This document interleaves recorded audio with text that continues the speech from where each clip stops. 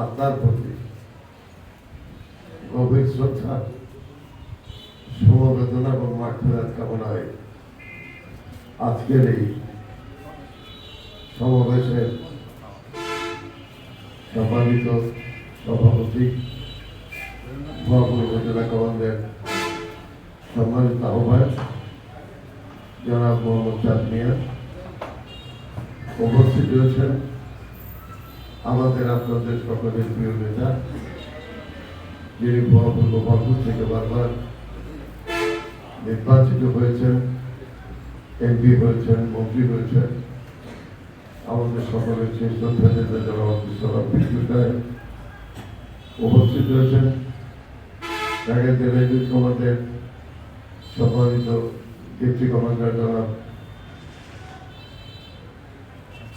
শামসুল হক সাহেব, উপস্থিত বিএনপি নেতৃবৃন্দ, বিভিন্ন সংগঠন নেতৃবৃন্দ, প্রিয় রণাঙ্গনের বীর মুক্তিযোদ্ধা ভাইয়েরা এবং মুক্তিযোদ্ধা পরিবারের সম্মানিত সদস্যবৃন্দ, আসসালামু আলাইকুম। আমরা গভীরভাবে শ্রদ্ধা জানাই প্রিয় নেত্রী, দেশনেত্রী, বাংলাদেশের অহংকার, বাংলাদেশের স্বাধীনতা যুদ্ধে যিনি পাক হানাদার বাহিনীর জেলখানায় ছিলেন, দুই সন্তান সহ, শিশু সন্তান সহ, আর তার স্বামী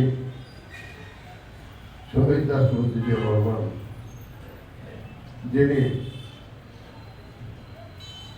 পাক হানাদার বাহিনীর বিরুদ্ধে রিভোল্ট করে যুদ্ধ ঘোষণা করেছিলেন, আমাদেরকে দিক নির্দেশনা দিয়েছিলেন। তার আহ্বানে বাংলাদেশের যতগুলো ক্যান্টনমেন্ট ছিল, সমস্ত ক্যান্টনমেন্ট থেকে বাঙালি সৈনিকরা তারা সাথে সাথে যুদ্ধ ঘোষণা করে রিভোল্ট করে এবং বাংলাদেশের স্বাধীনতা যুদ্ধে ঝাঁপিয়ে পড়ে। সেদিন জিয়াউর রহমান বিদ্রোহ করে স্বাধীনতার ঘোষণা দিতেন।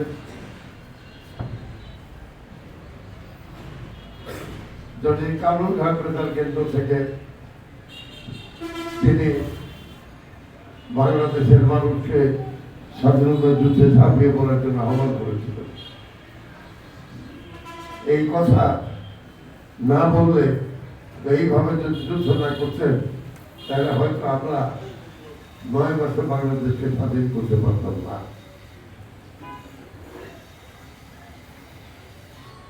কারণ আমরা ছিলাম সেদিন তরুণ এবং নন ট্রেন, আর সেনাবাহিনীর সকল সৈনিকরা তারা ছিল ট্রেন। তারা জানত পাক হানাদার বাহিনীর কৌশল, তারা জানত তাদের যুদ্ধের সমস্ত কিছু তারা অবগত ছিল। কাজেই তারা সেই পাক হানাদার বাহিনীর বিরুদ্ধে যেভাবে ঝাঁপিয়ে পড়েছিল এবং এই দেশকে মুক্ত করার জন্য তারা দেশের ছাত্র যুব সমাজকে নিয়ে যুদ্ধ ঝাঁপিয়ে পড়েছিল, যার কারণেই আমরা বাংলাদেশটাকে স্বাধীন পেয়েছি 71 সালে। আর এই স্বাধীনতা, এইটা যদি না আসতো, স্বাধীনতা যদি না আসতো, তাহলে 24-এর কোন আবির্ভাব হওয়ার কোন সুযোগ ছিল না। অর্থাৎ যে 24-এর যে ছাত্রগণ আন্দোলন, সেই ছাত্রগণ আন্দোলনের যে ফসল, সেটা আসার কোনো সুযোগ ছিল না। যেহেতু আমরা মুক্তিযুদ্ধ করে দেশটাকে স্বাধীন করেছি, সেই কারণেই 24-এর আবির্ভাব পাওয়ার সুযোগ ছিল। সেই কারণে বাংলাদেশে যদি আমরা বলি যে 24-এ আবার নতুন করে স্বাধীন হয়েছে, তাহলে এটা ভুল হবে, এটা বলা ঠিক হবে না। কারণ দুইবার দেশ স্বাধীন হতে পারে না।